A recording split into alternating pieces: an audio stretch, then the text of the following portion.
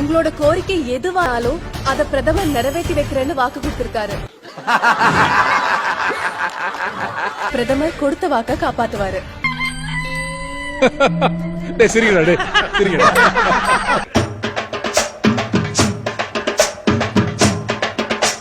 பிரதமர் கொடுத்த வாக்க காப்பாத்துவாரு.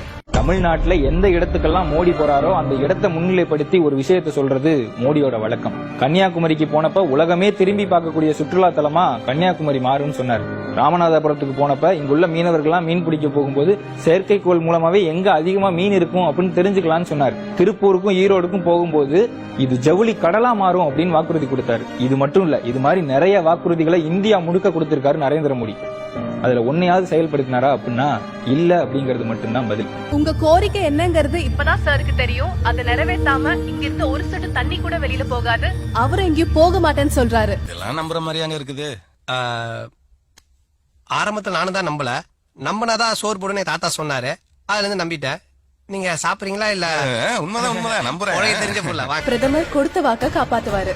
வெளிநாட்டிலிருந்து மோடி மீட்டுக் கொண்டு வருவதாக சொன்ன கருப்பு பணமும் இந்தியா வரவில்லை. இந்தியாவிலிருந்து சுருட்டி கொண்டு போனவர்களையும் மோடியால் இந்தியாவுக்கு கொண்டு வர முடியவில்லை.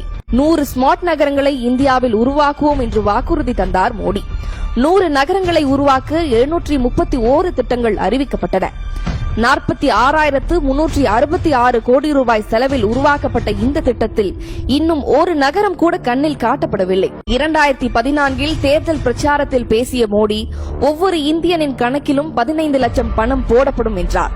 பின்னர் அதை பற்றி கேட்டால் பிரதமர் அலுவலகம் பதில் சொல்ல மறுக்கிறது. பண மதிப்பிழப்பை அறிமுகம் செய்யும் போது கருப்பு பணம் ஒழியும், கள்ள நோட்டுகள் அழியும், தீவிரவாதம் வேறறுக்கப்படும் என்றார் மோடி.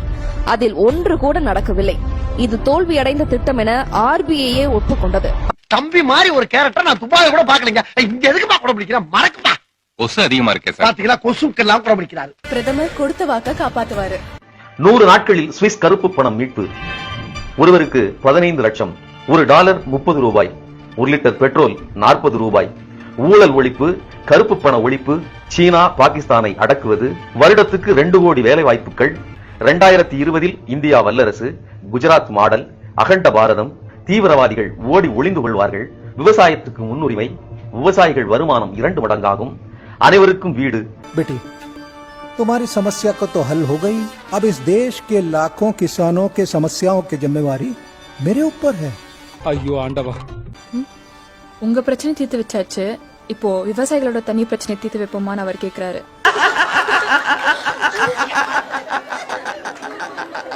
டெல்லியில 100 நாட்களுக்கு மேலாக எலிக்கறி தின்னு தலைநகரோட வீதிகள்ல நிர்வாணமா ஓடி போராடின தமிழக விவசாயிகளை பார்க்காத மோடி, மத்திய பிரதேசத்துல நெடுந்தூரம் நடந்து வந்து காலில் உள்ள வெடிப்புகளோட போராடின விவசாயிகளை பார்க்காத மோடி, பேட்டிய பரபரப்பாக்கி நீங்க பேர் வாங்கணுங்கிறதுக்காக இப்படி ஆதாரம் எல்லாம் பேசக்கூடாது. ஆதாரம் இருக்கு.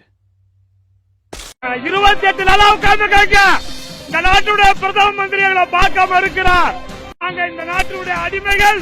நாங்க இந்த நாட்டினுடைய தகுதியற்றவை நீங்க பார்க்காம இருந்துட்டா, அதனால எங்க விவசாயம் எல்லாம் துணி இல்லாம ஓடுறோம். துணி இல்லாம ஓடுறோம். ஐயோ ஐயோ மோடியே மோடியே விவசாயம் எல்லாம் நோயினாலே தாவராயா மருந்து கொடுக்கலையே, மாத்திரை கொடுக்கலையே, சுகாதாரம் இல்லையே, சாவரானே. எலிக்கறி தின்னு தலைநகரோட வீதிகள்ல நிர்வாணமா ஓடி போராடின தமிழக விவசாயிகளை பார்க்காத மோடி, மத்திய பிரதேசத்துல நெடுந்தூரம் நடந்து வந்து காலில் உள்ள வெடிப்புகளோட போராடின விவசாயிகளை பார்க்காத மோடி, விராட் கோலியோட உடற்பயிற்சி சவாலுக்கு மட்டும் வீடியோல உடனடியா பதில் சொல்றாருன்னா ஏன் நம்ம இந்த பிரதமரை சாடிஸ்ட் பிரதமர்னு சொல்லக்கூடாது? बाढ़ का उद्घाटन आप करो. உங்க கையாலேயே டேம் திறந்துக்க சொல்றாரு. எப்படி சார் நீங்க வாங்க. आप तो इस देश के बेटी हो, उद्घाटन करो. பிரதமர் சொல்றாங்க, நான் இந்த நாட்டோட தலைமை சேவகன், நீதாமா அந்த நாட்டோட பொண்ணு, உன் கையால திறந்து விமான்றாங்க. எப்பா சாமி போதும்டா, ஓட்டது ரீல அந்து போச்சு. மான் கி பாத்ல பேசுறாரு, தேர்தல் பிரச்சாரங்கள்ல பேசுறாரு, உலகம் முழுக்க சுற்றுப்பயணம் சென்று பேசுறாரு. ஆனா பத்திரிகைக்காரங்களை சந்திக்க ஏன் பயப்படுறாரு? இந்த ஒட்டுமொத்த முழு ஆட்சி காலத்திலையும் பத்திரிகையாளர்களை சந்திக்காத ஒரே பிரதமர்னா அது நரேந்திர மோடி தான்.